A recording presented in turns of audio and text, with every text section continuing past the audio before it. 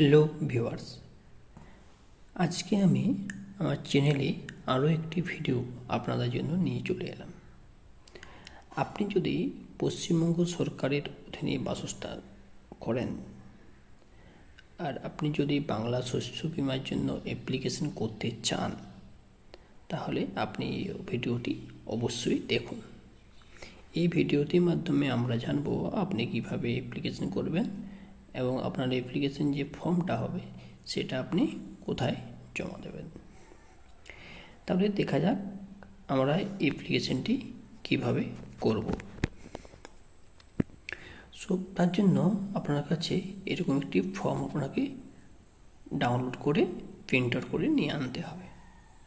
আপনি এই ফর্মের লিঙ্কটি আমি আবার ডেসক্রিপশন বক্সে দিয়ে দেবো, সেখান থেকে আপনারা ডাউনলোড করে নিতে পারবেন, তারপর আপনারা প্রিন্ট আউট করে নেবেন। এরপর দেখা যাক আমরা এই ফর্মটি কিভাবে ফিল আপ করব।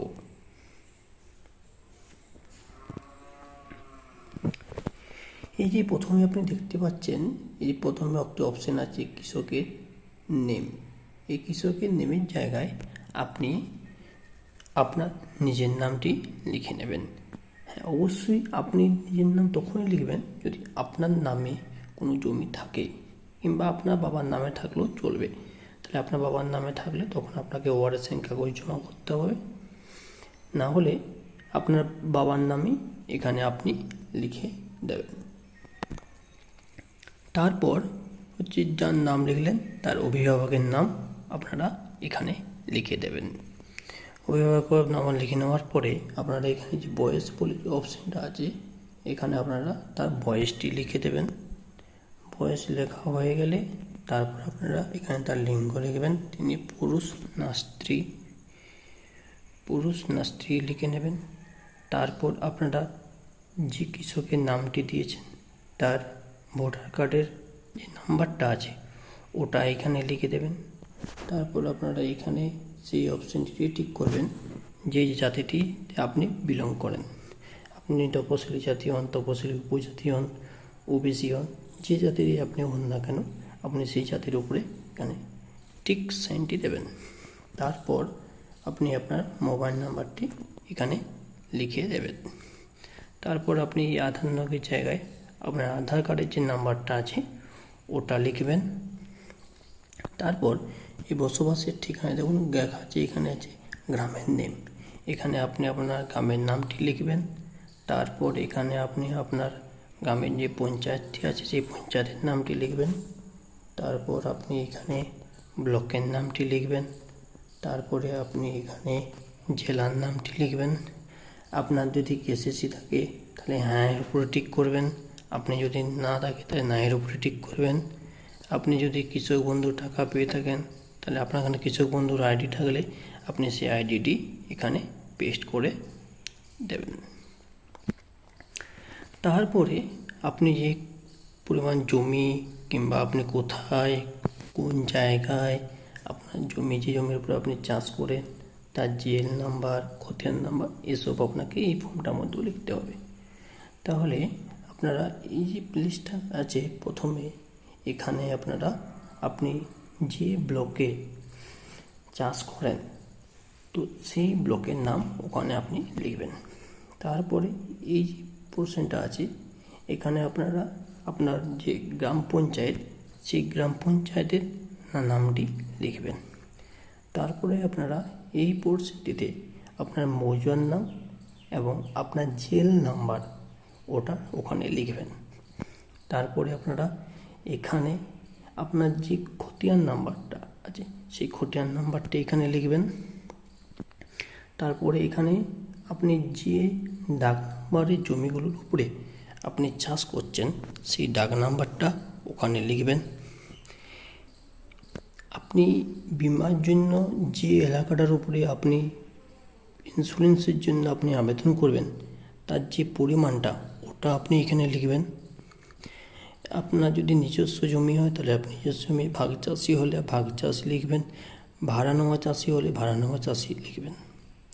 তারপর ফসল রোপণের সম্ভাব্য রোপণের তালিকা যেটা আছে সেটা আপনি এখানে একটা লিখে দেবেন, আপনি যে সময় ফসলটা রোপণ করেছিলেন। এগুলো লিখলে আবার ধরুন আপনি হয়তো অনেক জমির উপরে চাষ করেন, তাতে অনেকগুলো দাগ নাম্বার আছে, আপনার একটি ফর্মে ধরাচ্ছে না, তাহলে আপনি অবশ্যই আরও একটি ফর্ম প্রিন্ট আউট করে নেবেন, তারপরে আপনি সেই ফর্মটিতেও বাকি দাগ নাম্বারগুলো ফিল আপ করে দেবেন। তারপরে আমরা দেখব যে এখানে আপনাদের কৃষকের যে অ্যাকাউন্টের কিছু তথ্য আপনাকে এখানে দিতে হবে। প্রথমে যে অপশানটা আছে এখানে আপনাকে লিখতে হবে কৃষকের নাম। আপনি ব্যাংকের পাসবই যে নামটা আছে, যে স্পেলিংটা আছে ওটাই এখানে লিখবেন। ওখানে ধরুন ইংরেজিতে আছে, আপনি এখানে বাংলাটা লিখে দিলেন, তা হবে না, পাসবই যা আছে সেটাই লিখবেন। তারপরে আপনি এই অপশানটিতে আপনি লিখবেন ব্যাংকের নাম। তারপরে আপনি এই অপশানটিতে লিখবেন ব্যাংকের যে ব্রাঞ্চ আছে সেই ব্রাঞ্চের নাম। তারপরে আপনি এই অপশানটিতে আপনার যে অ্যাকাউন্ট নাম্বার সেটা লিখবেন। তারপরে এই অপশানটিতে আপনি আইএফএসসি যে কোডটা ব্যাংকের আছে ওটা লিখবেন। তারপরে আপনি এখানে লিখবেন হচ্ছে আপনার অ্যাকাউন্টটা কী ধরনের, মানে সেভিংস অ্যাকাউন্ট নাকি কারেন্ট অ্যাকাউন্ট। এটা হয়ে গেলেই আপনার মোটামুটি ব্যাংক ফর্মের যে ফিল আপটা ছিল ওটা কমপ্লিট হয়ে গেল। এরপরে আপনাকে কী কী নথি জমা করতে হবে এই ফর্মটির সাথে সেটি আমরা দেখব। 1 নম্বরে যেটা বলা আছে সেটা হচ্ছে আপনার ভোটার আইডি কার্ড এবং আধার কার্ড। আপনাকে ভোটার আইডি কার্ড এবং আধার কার্ড এই দুটোরই জেরক্স আপনাকে জমা করতে হবে। 2 নম্বরে যেটা বলেছে সেটা হচ্ছে আপনার পাসবই। আপনি যে ব্যাংকের যে আপনার পাসবইটা তার ফ্রন্টের পেজের সামনের পেজের যে জেরক্সটা ওটা আপনাকে দিতে হবে। 3 নম্বরে যেটা বলেছে সেটা হচ্ছে খতিয়ান পরিচা বা পাট্টা বা দলিলের নকল নিজস্ব জমির ক্ষেত্রে বা ভাগ চাষিদের বা নিজেদের নামে জমি না থাকলে জমির চাষের অধিকার সংক্রান্ত শংসাপত্রে নির্দিষ্ট ফর্মে গ্রাম পঞ্চায়েতের প্রধান কর্তৃক প্রদত্ত করে সেটা দিতে হবে। ধরুন আপনার এখানে নিজস্ব জমি, সেক্ষেত্রে আপনি খতিয়ান পরিচয় দিয়ে দিলেন। আপনার নিজস্ব জমি নেই, সেখানে ভাগ চাষে কিংবা কারো জমি ধারে নিয়ে আপনি চাষ করছেন, সেক্ষেত্রে কী হতে হবে, আপনাকে গ্রাম পঞ্চায়েতের প্রধানের কাছ থেকে একটি নির্দিষ্ট ফর্ম আছে, সেই শংসাপত্রটি লিখিয়ে সেটা আপনাকে জমা করতে হবে।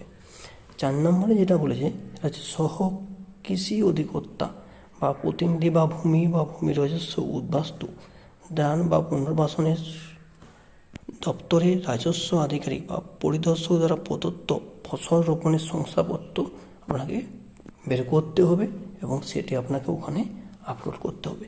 ভূমি সংস্কার দপ্তর থেকে আপনাকে ওই কাগজটা নিয়ে আসতে হবে, তারপরে আপনাকে ওটা এখানে আপলোড করতে হবে। তারপরে যে ঘোষণাটা করছে সেটা বলছে যে আপনি যেসব দিচ্ছেন সেগুলো আপনি নিজের থেকে দিচ্ছেন, ভালো করে বুঝিয়ে দিচ্ছেন। আপনি যেসব ব্যাংকের অ্যাকাউন্ট নাম্বার দিয়েছেন সেগুলো ঠিক দিয়েছেন, এতে কিছু গোলমাল থাকলে কর্তৃপক্ষ কোনো দায়ী নয় এইসব ব্যাপারে। হ্যাঁ, আর তাছাড়া লাস্টে যেটা লেখা আছে সেটা হচ্ছে আপনার হচ্ছে যে কোনো পরিবর্তনের ক্ষেত্রে বিমাকারী সংস্থাকে নির্ধারিত সময়সীমার মধ্যে জানাতে হবে। যদি আপনি কোনো পরিবর্তন করতে চান তাহলে আপনার হচ্ছে অ্যাপ্লিকেশন টাইমের আগে জানিয়ে আপনি আবার নতুন করে একটা ফর্ম ফিল আপ করে ফর্মটা ফেরত নিয়ে আপনি নতুন করে ফর্ম ফিল আপ করে দিলেন। হ্যাঁ, সেই জন্য সবার আগে আপনাকে জানতে হবে যে এই ফর্মটি জমা দেওয়ার লাস্ট তারিখ কত। এখনও অবধি সরকার থেকে যেটা আপনাকে লাস্ট তারিখ বলা হয়েছে সেটা আপনার হচ্ছে 15/09/24 সেপ্টেম্বর 2024 সালের মধ্যে আপনাকে এটা জমা করতে হবে। ঠিক আছে, এরপরে দেখে নিই আপনাকে কী করতে হবে। এখানে আপনার একজন সাক্ষীকে সই করাতে হবে, আর এখানে আপনি কৃষক সই অথবা তিনি যদি সই না করতে পারেন তাহলে আপনি টিপস ছাপ দেবেন। এই হলে আপনার ফর্ম ফিল আপ কমপ্লিট হয়ে গেল। এরপরে এই যে লাস্টের পোর্শনটা আপনারা দেখতে পাচ্ছেন, এই পোর্শনটা আপনি যখন জমা দেবেন তখন আপনাকে এই পোর্শনটা ওরা কেটে এখান থেকে আপনাকে ফেরত দিয়ে দেবে। এই পোর্শনটা অবশ্যই আপনি নিজের কাছে রাখবেন, কারণ ভবিষ্যতে যদি কোনো প্রয়োজন হয় তখন আপনি এই রসিদটি ব্যবহার করতে পারবেন। তাহলে এই রসিদটি আপনাদেরকে যখন দেবে তখন আপনারা এটা নিজের কাছে লিখে নেবেন। তাহলে ফর্ম ফিল আপটা হয়ে গেল। এরপর আপনি জমা কোথায় দেবেন?